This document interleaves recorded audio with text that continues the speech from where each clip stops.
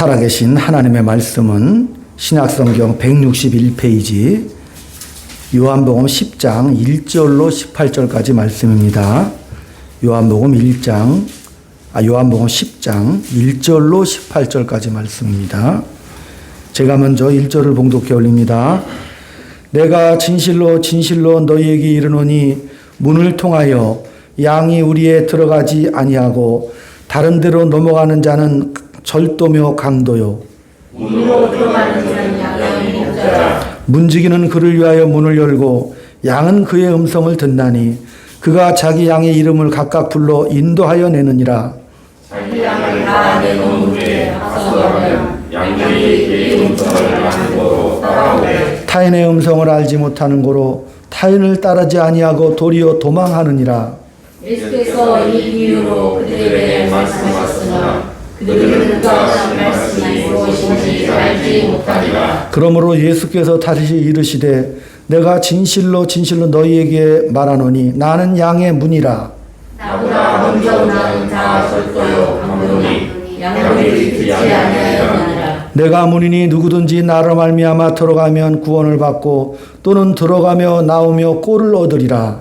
도둑이 오는 것은 도둑질하고 죽이고 멸망시키려는 것뿐이요 내가 온 것은 양으로 생명을 얻게 하고 더 풍성하게 얻게 하려 한 것이라. 나는 선한 목자라. 선한 목자는 양들을 위하여 목숨을 버리거니와 악한 목자가 아니하고 양을 얻지 아니하나 이리가 온 것을 보면 양을 얻고 달아나니 이리가 양을 얻고 또 고치느니라. 달아나는 것은 그가 사꾼인 까닭에 양을 돌보지 아니함이나 나는 선한 목자라. 나는 내 양을 알고 양도 나를 아는 것이 아버지께서 나를 아시고 내가 아버지를 아는 것 같으니 나는 양을 위하여 목숨을 버리노라.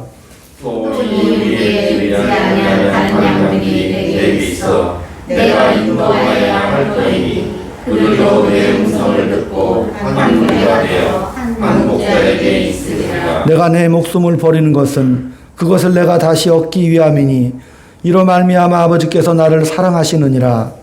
이를 내게서 빼앗는 자가 있는 것이 아니라 내가 스스로 버리노라. 나는 버릴 권세도 있고 다시 얻을 권세도 있으니 이 계명은 내 아버지께서 받아노라 하시리라. 아멘. 할렐루야. 인사 나눕니다. 주의 사랑으로 사랑합니다. 주의 사랑으로 사랑합니다. 성도님 덕분에 행복합니다. 성도님 덕분에 행복합니다. 천국에서 만날 분 여기서 만나니 참으로 영광스럽습니다. 천국에서 여기서 만나니 참으로 영광스럽습니다. 아멘. 아멘. 오늘 이 본문의 말씀은 하나님의 넓고 크신 은혜와 사랑에 대한 그런 말씀입니다. 요한복음 주제 자체가 예수가 하나님의 아들이신 것과 또 사람의 몸을 입고 이 땅에 오신 구세주라는 것을 밝히기 위해서 사도 요한이 요한복음을 저술했습니다. 우리가 먼저 하나님이 우리를 창조하신 의도가 무엇인지 다시 한번 원칙적으로 살펴보겠습니다. 하나님은 창세전에 당신의 백성들을 창조하셨지요. 하나님은 그 하나님의 존귀하심과 그 풍요로움과 또한 넓으신 그 풍요와 안식을 누군가는 누리고 싶어 하셨어요. 그래서 작정하신 거죠. 그걸 하나님의 작정이라고 합니다. 그런데 하나님께서 사람을 지으셨죠. 그 사람은 하나님의 형상대로 하나님의 모양대로 지으셨어요. 그러니까 하나님과 방불할 정도로 이성과 인격을 가진 그런 놀라운 존재를 우리 하나님께서 지으셨죠. 그래서 하나님의 은혜 안에 있을 때는 죄를 짓지 않는 그러한 무죄한 인간을 창조하셨죠. 또한 너무 사랑하셨기 때문에 그 사람에게 불순종할 수 있는, 거부할 수 있는 자유의지까지도 주셨지요. 그러니까 그만큼 엄청난 존재로 우리 하나님께서 우리를 지어주신 거죠. 그렇기 때문에 우리 인간들은 항상 하나님을 거부하고 타락할 수 있는 그런 가능성을 가지고 태어났습니다. 왜 하나님이 타락할 가능성을 인간에게 열어두셨을까? 그건 하나님이 우리를 너무 사랑했다는 표시거든요. 또 우리를 그만큼 대우해 주셨기 때문에 그런 특권을 주신 거죠. 인간이 아닌 게 아니라 타락을 했습니다. 불순종해서 선악과를 따먹어 버리고 말았죠. 그 하나님께서 그 아담을 죽여버리지 않으셨죠. 새롭게 업그레이드 다시 만들면 게임은 끝나잖아요. 근데 그렇게 안아주셨죠. 새로운 존재를 만들지 않으셨습니다. 왜? 하나님께서 형상과 모양으로 만드는 이 인간이라는 존재가 그만큼 대단하고 하나님의 엄청난 걸작품이죠. 그런 존재라 그 말이에요. 그만큼 완벽한, 또다시 만들 수 없을 정도로 하나님의 형상과 모양을 닮은 온전한 존재라 그 말이죠. 그만큼 하나님은 피조물로서 우리 인간을 최고의 존재로 만드셨기 때문에 그만큼 너희들은 위대하다. 그만큼 너희들은 내 필생의 역작이고 존귀한 존재다. 그걸 인류 내내 알려주기 위해서 다른 인간을 만드시지 않으셨습니다. 그러면 애초에 이거 죄 안 짓는 그런 존재로 만들어 주시면 안 됐습니까? 하나님은요, 우리를 이성과 인격을 지닌 진심을 가진, 놀라지 마세요, 당신의 버트로 만드셨어요. 또한 자녀들로 만들어 주셨다는 사실이죠. 애초에 창조 목적 자체가 친구요, 자녀라는 위대한 그 하나님 나라의 상속자요, 하나님과 더불어 그 풍요와 안식을 누릴 엄청난 존재로 우리를 지어주셨다는 사실입니다. 그게 하나님의 형상이라는 뜻의 의미입니다. 또한 인류 역사 내내 그들에게 하나님을 경험하고 또 하나님이 계시하시기 위해서 그 인생과 역사를 허락해 주셨습니다. 그래서 하나님은 그 창조된 그 피조물들에게 자기 자신을 알리고 싶으셨던 거예요. 천상에는 뭐가 있어요? 천군 천사들이 있죠? 근데 사람을 지으셨죠. 이 사람을 지은 이 존재가, 이 사람의 존재가 천사들을 부리고 수종받을 정도로 하나님께서 창조해 주신 것이죠. 그래서 섬기는 천사들이나 우리 인간들에게 자기 자신을 알리고 싶으셨던 거예요. 혼돈과 공허, 아무것도 없는 상태에서 창조를 하신 거잖아요. 그 창조된 막강한 피조물에게 하나님은 이 말씀을 통해서 자기 자신을 알리고 싶으셨던 거죠. 야, 내가 이만큼 위대한 하나님이다. 아멘? 그러니까 별도 막 수없이 만들어 놓으셨잖아요. 이 창조한 세계 하나하나가 너무나 오묘하죠? 이렇게 다 만들어 놓으신 거예요. 또 하나님의 지혜가 얼마나 깊은지를 세상 만물들을 보고 깨닫게 하셨잖아요. 또한 타락했지만 그러나 그들을 어떻게 해요? 사랑하사 구원해 주시려고 그 아들을 이 땅에 육신의 몸을 입고 보내신 인류의 구원의 역사를 설명해 주고 계시죠? 이 성경이 구속의 역사를 지금 자세하게 설명해 주고 계십니다. 그래서 하나님이 나는 이런 하나님이다라고 구약 내내 신약 내내 이렇게 말씀해 주시는 것이 바로 성경 말씀이시죠.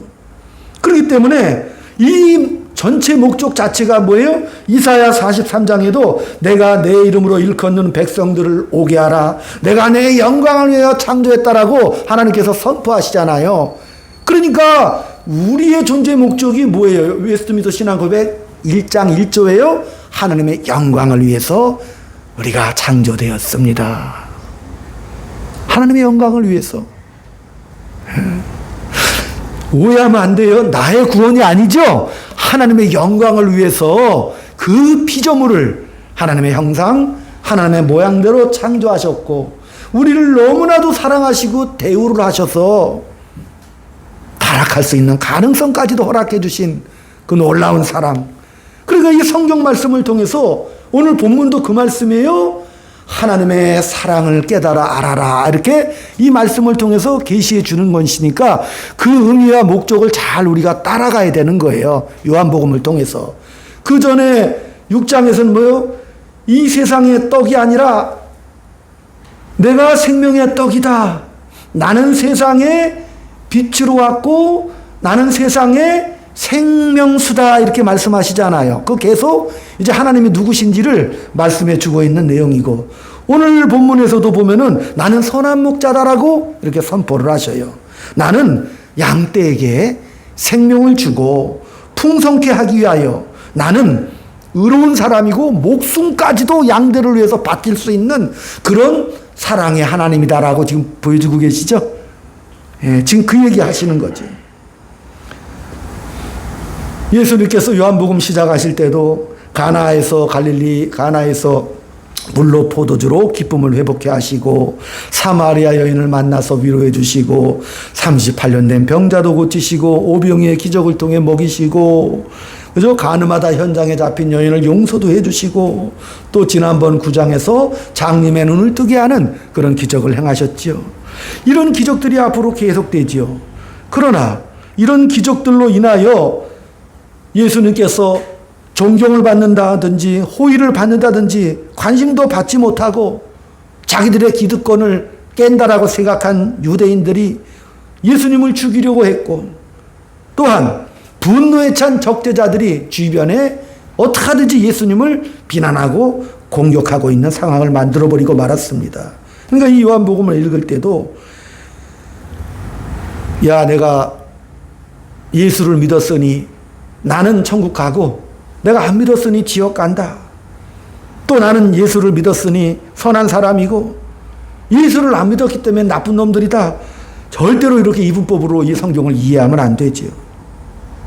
왜? 요한복음 1장에서는 그 서두에 빛이 어둠에 왔을 때 알아보지 못했다.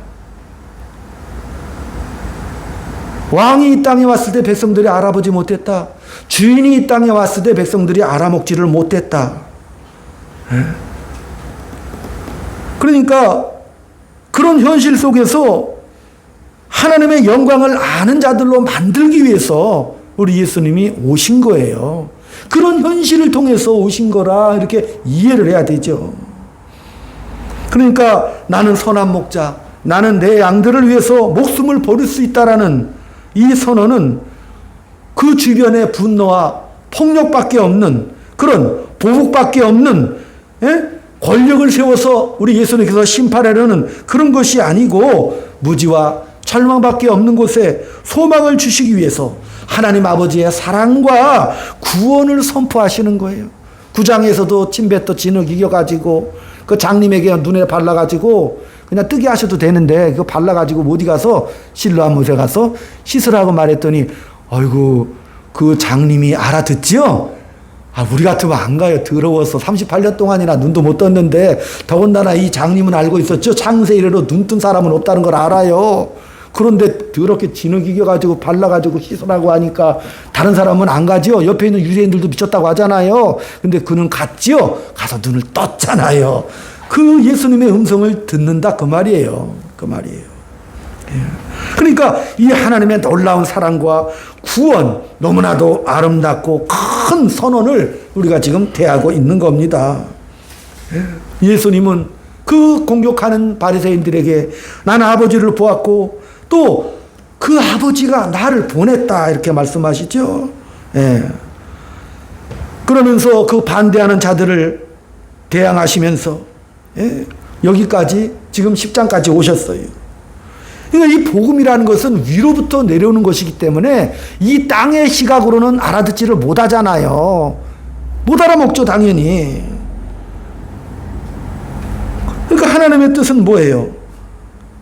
그 못 알아먹는 사람들, 그들을 위해서 귀를 열게 하시려고, 눈을 뜨게 하시려고 이 땅에 오신 거죠.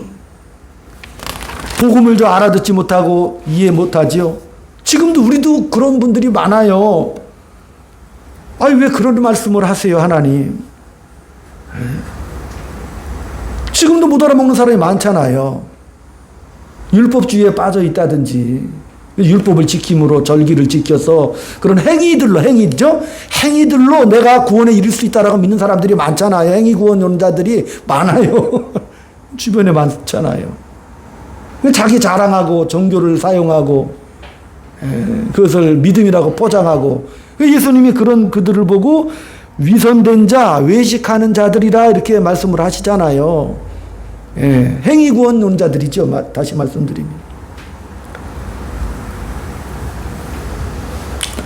하나님께서 이 땅에 이렇게 찾아오셔서 영광과 생명 이런 것을 한 인격 속에 가득 담아주시고 그 역사 속에서 이렇게 선언을 하십니다. 하나님은 우리 모두를 구원하시기를 좋아하시고 또 믿은 우리도 하나님의 은혜라는 것, 내가 구원받은 것이 내가 어떤 잘난 조건이나 구원받을 만한 행위가 있어서가 아니라 오직 그것은 찾아오셔서 눈을 뜨게 하신 것처럼 하나님의 은혜가 임한 것이기 때문에 그 은혜를 그냥 감사하고 가면 됩니다. 은혜를 받았으면 이제 받은 자답게 구별하면서 살면 되는 것이죠. 우리가 은혜 받지 못한 사람들을 비난하고 폭력을 쓰고 강요하고 심판하고 정죄하면 안 되죠. 초대교회 역사를 지나서 기독교 카톨릭의 천년의 역사가 비난하고 정죄하고 다 죽이는 역사였죠. 그렇잖아요. 중세 청년을 기독교의 암흑이라고 하잖아요. 기독교가 온갖 권세와 권능을 다 쥐었죠. 교회가 사람을 죽이고 정죄하고 비난하고 심판하는 일을 교회가 했단 말이에요. 무서운 현실이죠. 역사 속에서.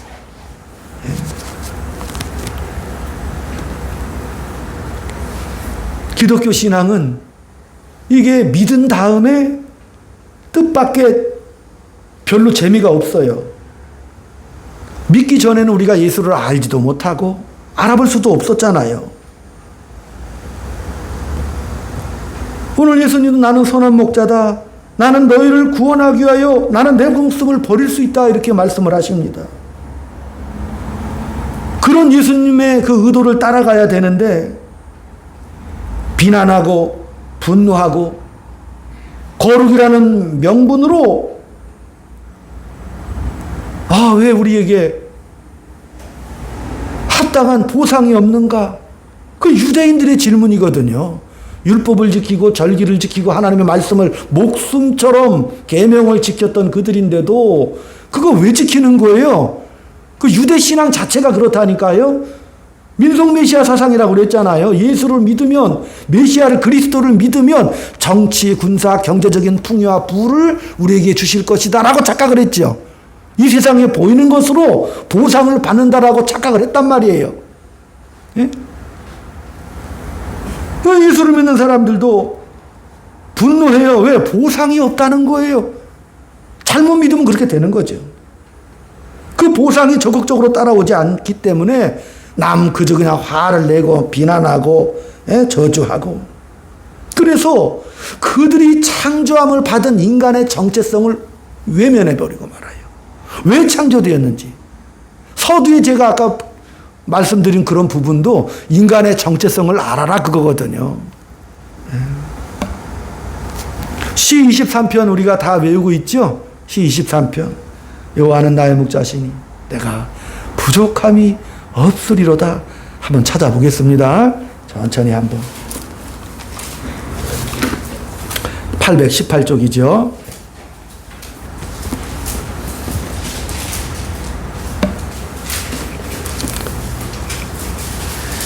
(818쪽) 시작. 여호와는 나의 목자시니 내게 부족함이 없으리로다. 그가 나를 푸른 풀밭에 누이시며 쉴 만한 물가로 인도하시는도다. 내 영혼을 소생시키시고 자기 이름을 위하여 의의 길로 인도하시는도다. 내가 사망의 음침한 골짜기로 다닐지라도 해를 두려워하지 않을 것은 주께서 나와 함께 하심이라. 주의 지팡이와 막대기가 나를 안위하시나이다. 주께서 내 원수의 목전에서 내게 상을 차려주시고 기름을 내 머리에 부으셨으니 내 잔이 넘치나이다. 내 평생의 선하심과 인자하심이 반드시 나를 따르리니 내가 여호와의 집에 영원히 살리로다. 아멘. 자, 권사님들 어때요? 이 말씀 읽으니까 마음이 너무 편안하고 막 구름 위를 걷는 것 같이 행복하지요?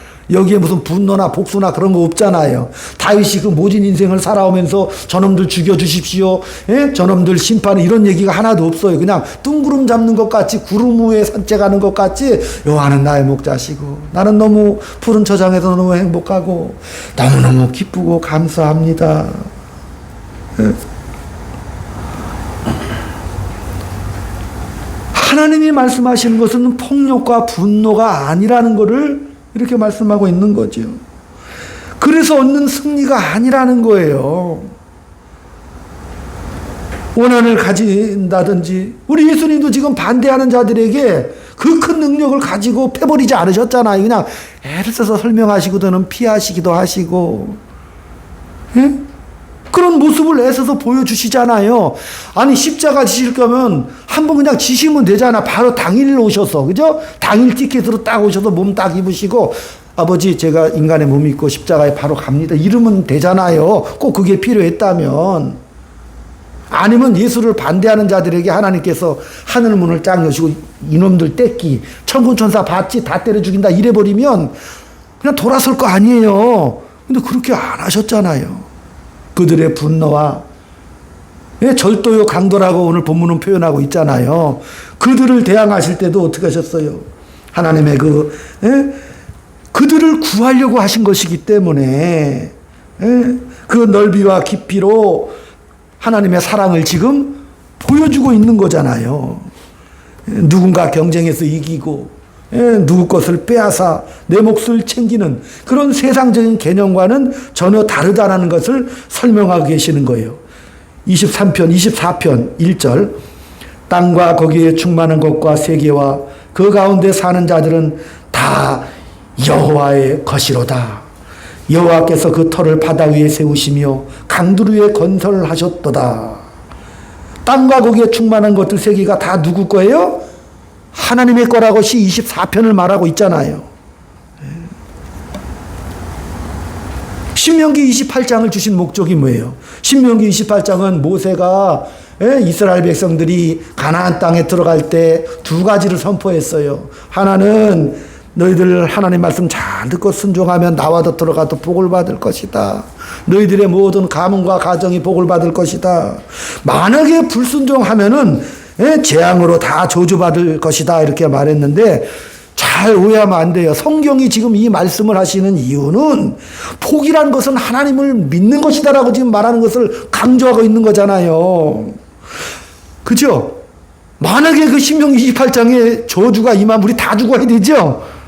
우리가 언제 주님 말씀 듣고 순종하고 따르고 그렇게 가지 않잖아요. 대부분이. 하나님이 말씀하시는 의도가 뭐예요? 하나님을 믿는 거, 기쁨이라는 것도 하나님께 순종하는 거다. 그렇게 우리가 이해를 해야 된단 말이죠. 오늘 본문 말씀도.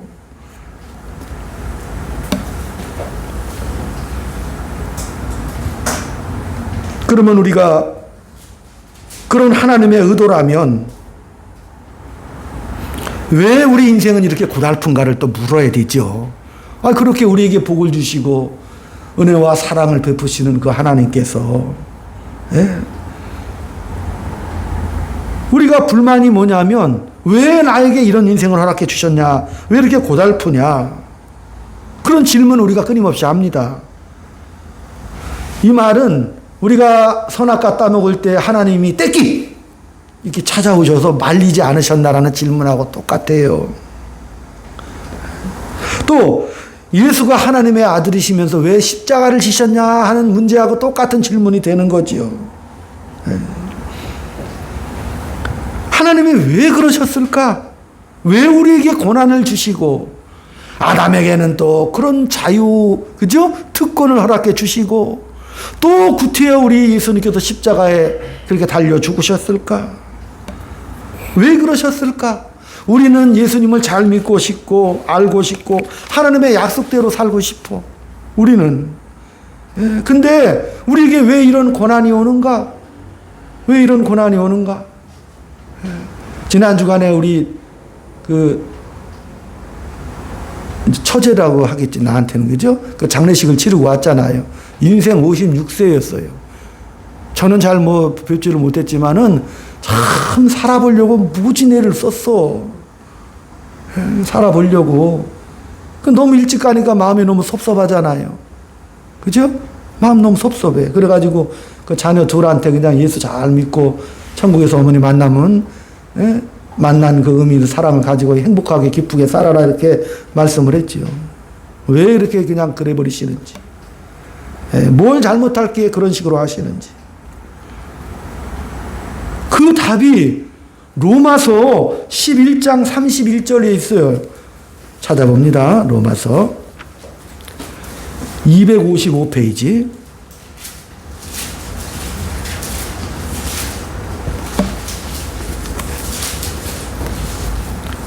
256쪽입니다.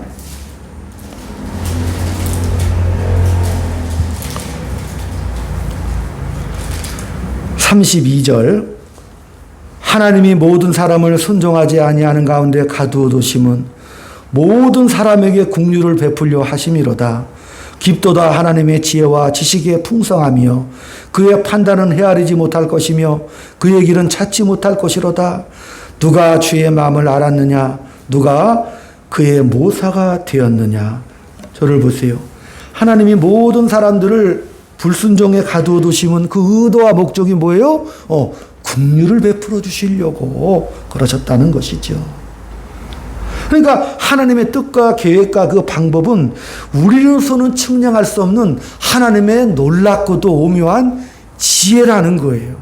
아멘? 네, 지혜예요. 그게 권능이죠. 하나님께서 어차피 이렇게 작정하시고 또 방법과 목적대로 끌고 가실 거면, 그런 권세가 있으시다면 왜 하나님의 자녀들에게 이런 고난이 있습니까?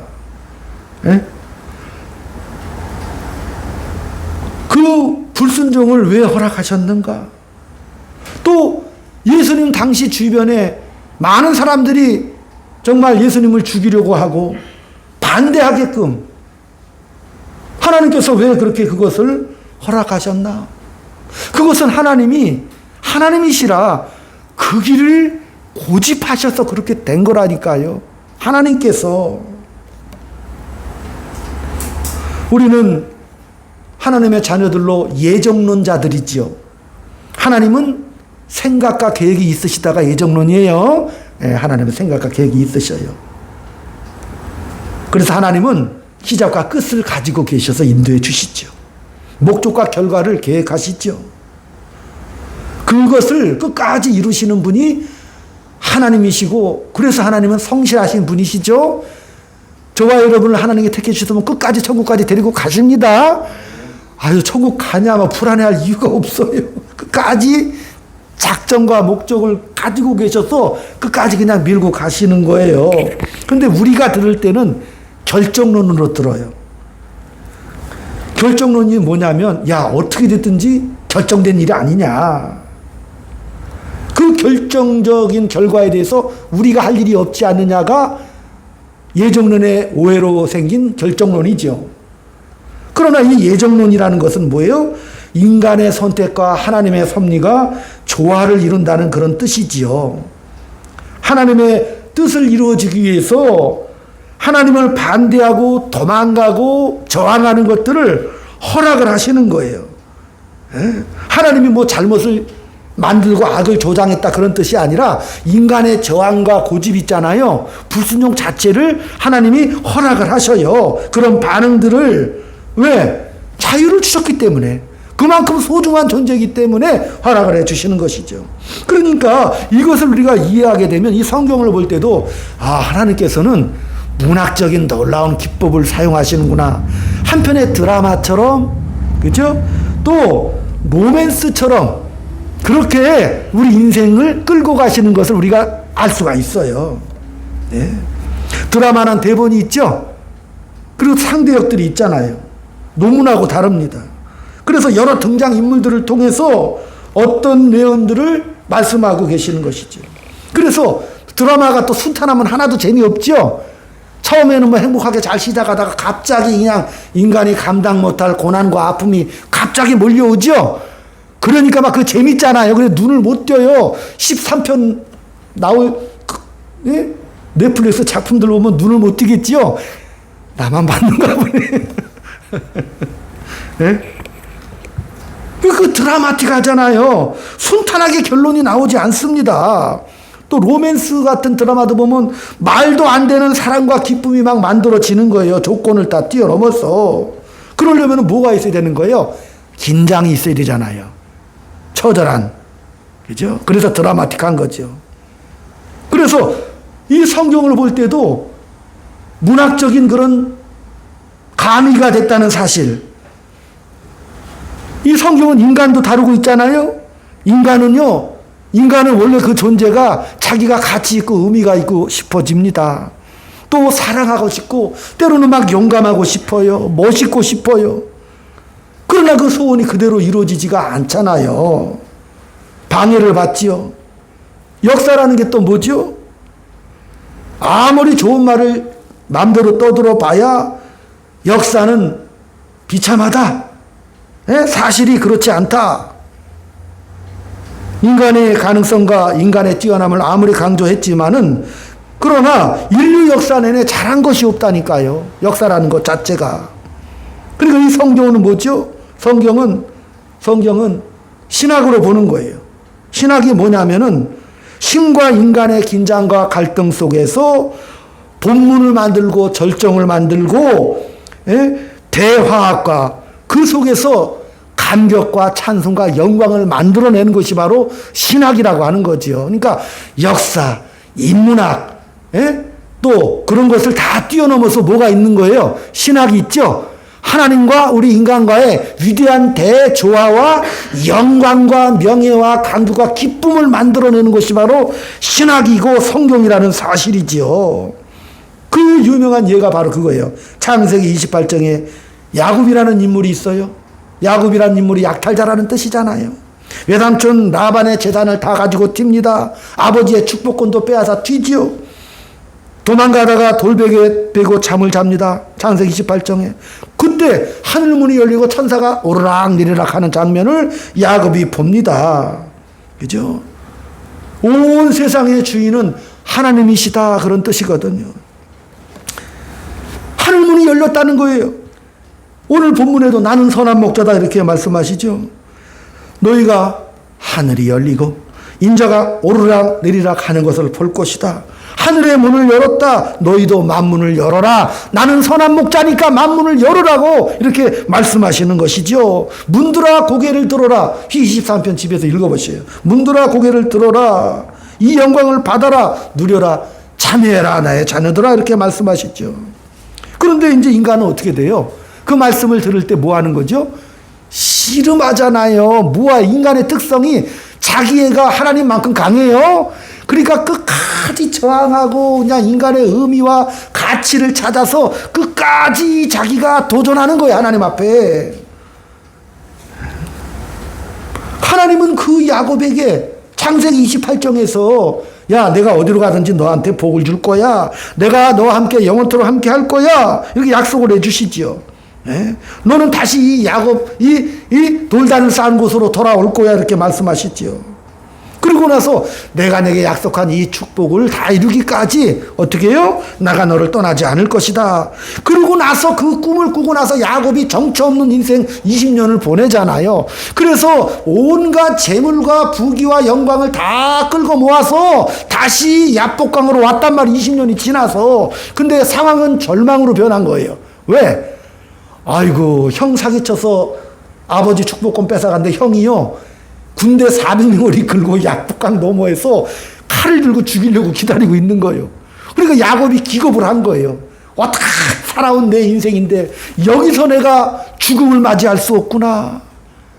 그런 절망감 속에 있었던 거죠. 그러면서 정말 자기가 지나온 생애를 곱씹어 본 거예요. 예? 자기가 자기 인생의 주인이 되어서 자기 마음대로 도둑질하고 노략질하고 온갖 천지들 다 속여서 축복권, 재산권 그런 거 다 뺏어서 잔뜩 거머쥐었는데 지나놓고 보니 야 후회와 눈물과 절망이구나. 그래 곱씹어. 그럴 때 하나님 앞에 기도하고 하나님이 나타나셔서 야곱하고 씨름을 합니다. 예? 씨름을 하는데 이 야곱이 힘을 쓰고 애를 쓰다가 마지막에 고백을 해 지쳐서 하나님 내게 축복하지 아니하면 당신을 내가 보낼 수 없습니다. 그러니까 하나님께서 어떻게 해요? 이놈아 이제야 깨달았냐? 이제야 네가 항복하냐? 너 이름이 뭐냐? 야곱입니다. 그래 네가 이제껏 가난하게 살았구나. 내 마음대로 살았구나. 네가 인생의 주인이 돼 네 마음대로 산 인생 자체가 분노와 저주밖에 더 있냐? 에? 그러나 야곱아 이제부터는 아니다. 너는 지금부터 이름을 야곱에서 이스라엘로 바꿔주겠다. 이스라엘이 무슨 뜻이에요? 하나님과 겨루어 이긴 사람이라는 뜻입니다. 우리는요 우리 인생 내내 이런 자유를 우리가 부여받은 사람이에요. 이런 자유. 어떤 자유? 이거 아닙니다. 하나님 앞에 대항하잖아요. 끝까지 고집 부리죠. 근데 하나님은 어떻게 해요? 품에 안아주시죠? 이 놀라운 사건이라니까요. 문학을 동원하고 역사를 동원한 이유가 뭐예요? 인간의 그만큼 뿌리가 깊고 그만큼 인간의 노력과 인간의 어떤 그런 모든 지성과 이성을 극대화시키고 싶어하는 아주 독특한 성격이 있어요. 형상대로 지음받은 독특한 존재라. 그래서 터나가 따먹은 것도 내가 하나님처럼 이 우주와 역사의 주인공으로 우뚝 서고 싶어하는 게 있죠. 인간은. 그게 인간이니까 하나님 그걸 인정하셨다니까요. 야곱을 통해서 그러면서 하나님께서는 그래? 그럼 끝까지 한번 가보자. 우리 인생도 그렇게 다루신다니까요. 한번 더 해보자. 깨달지 못하면 끝까지 끌고 가셔요. 근데 어떡하죠? 지키고 보호하시죠? 예, 언제까지? 야곱이요. 진실로 항복할 때까지. 처음에 지음받았을 때는 따먹을 수도 있고 안 따먹을 수도 있는 존재였잖아요. 근데 지금은 이제 야곱이 항복하니까 뭐예요? 이제 안 따먹을래 이렇게 나오는 거죠. 진실한 항복하는 자들로. 인간 자체가 복음이 내려왔을 때도 그 이해를 못해. 이해를 못하면 싸우잖아 인간은. 오늘 지금도 주변에 우리가 예수를 전해도 이해 못하는 사람들은 뭐 진화론을 만든다든지 아니면 뭐 여러 가지 유토피아를 만들어서 끝까지 하나님과 대항을 하지요. 끝까지 싸워서 이겨먹으려고 한다니까. 답은 없지만 인간이 인간됨의 정체성을 가지고 끝까지 도전하고 항전하지요. 인간의 최고가 뭐 오기를 부리는 거라니까. 끝까지 오기를 부려요. 답이 없는 오기. 그러니까 하나님께서 그 오기를 주신 그 인간들에게 야 네가 찾고 바라고 원하는 행복, 소망, 그런 갈증 그거 답 얻었냐? 또 이렇게 물어보셔 가끔씩. 가끔씩 이렇게 물어보셔요. 야 내가 너한테 주는 것보다 더 나은 거 뭐 있냐? 내가 너한테 은혜와 사랑을 가르쳤잖아. 용서를 가르쳤잖아. 그죠? 온유와 겸손을 내가 성령의 열매를 맺도록 너를 이렇게 인도해 줬잖아. 성령까지 주어서 풍성하게 맺으라고 그랬죠. 그거하고 한번 비교 한번 해볼래? 네가 가진 분노와 갈등과 절망 그것과 한번 비교 한번 해봐라. 야, 내 품 안에 있는 것과 네 마음대로 살아본 결과가 어떠냐? 야곱아, 그 야곱이 하나님 축복 주시지 않으면 나는 살아갈 수가 없어요라는 위대한 고백을 오늘 성경의 역사를 통해서 보여주고 하나님은 이런 분이다. 그만큼 너희들을 사랑했고 아끼고 보호했다. 나는 이렇게 말씀하시는 거잖아요. 그렇기 때문에 쉽게 믿는 것도 그것도 복이요. 권사님들 아주 쉽게 믿는 것도 예? 무자식이 상팔자라는 말 잘하잖아요. 근데 무자식이 상팔자라는 말 다 고지고대로 믿는 사람 없죠? 그렇잖아요. 단순하게, 예? 단순무지하게 믿는 것도 복이라고 할 수 있겠지만은, 그러나 더 깊은 자리로 갈 때는 이런 긴장과 갈등이 매일매일 우리가 있어야 되겠지요. 그래야 더 깊은 은혜의 바다로 흔들리지 않는, 그래서 우리는 다시는 하나님을 배반하고 불순종하지 않는 그런 품성과 의지를 우리가 갖게 되는 거잖아요. 그건 하나님의 인도하심이죠. 하나님은요, 우리에게 주려는 것이 뭐예요? 내게 항복할 시간을 주신 거죠. 그게 우리의 인생과 역사입니다. 그렇기 때문에 그 사랑을 알고 지금도 그 항복을 위해서 우리 하나님이 일하고 계시는 거예요. 그렇죠? 그래서 하나님이 나를 이렇게 부르시는 거예요. 부르셔. 그래서 이 영광에 참여하자 이렇게 부르시는 거니까 그 하나님의 막강한 사랑을 한 주간 동안 마음껏 품어내시고 자랑스럽게 사시고 기쁨으로 누리시기를, 그 사랑만 알면 우리는 흔들 수 없는 기쁨을 간직하며 갈 수가 있는 것이죠. 네, 그런 삶의 적용들이 일어나기를 주의 이름으로 축원드립니다. 기도합니다. 하나님 아버지, 크신 사랑과 은혜에 감사드립니다. 우리를 너무나도 귀하게 여기시고 우리를 자녀라 하시고 하나님을 아버지라 부르게 하셨사오니 이 기가 막힌 약속과 은혜와 기회를 놓치지 말게 하시고 누리고 풍성히 누리고 그 하나님의 의도와 사랑을 깨달아 하나님의 편지가 되는 위대한 한 주가 될 수 있도록 주님 인도하여 주옵소서. 아멘. 예수님의 이름으로 감사하며 기도 올리옵나이다. 아멘. 예배 후에는 저기 동학사에서 김치찌개 맛있게 하는 데가 있는데 거기를 꼭 한번 갔으면 합니다. 지난 주간에 말씀을 드렸는데 필히 바쁘시면 할 수 없지만 꼭 가서 같이 식사했으면 좋겠습니다. 419장 마지막 절은 일어나서 드립니다. 오늘 말씀 생각하시면서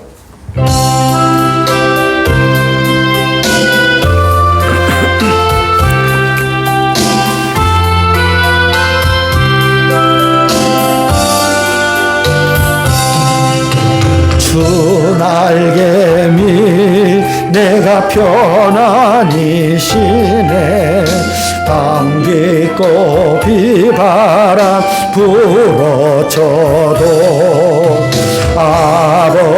아버지께서 날 지켜주시니 거기서 편안히 쉬리로다. 주 날개미 평안하다. 그 사랑 끈을 짜니뇨. 주 날개미 되시는 영혼 영원히 거기서 살리. 주 날개미 나의 피난처 되니 거기서 쉬기를 원하노라.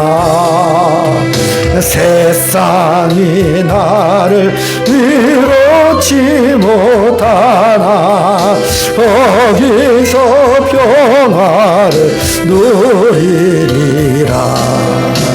주 날개미 평안하다. 그 사랑 끈을 짜니뇨. 주 날개미 내쉬는 영혼 영원히 거기서 살리.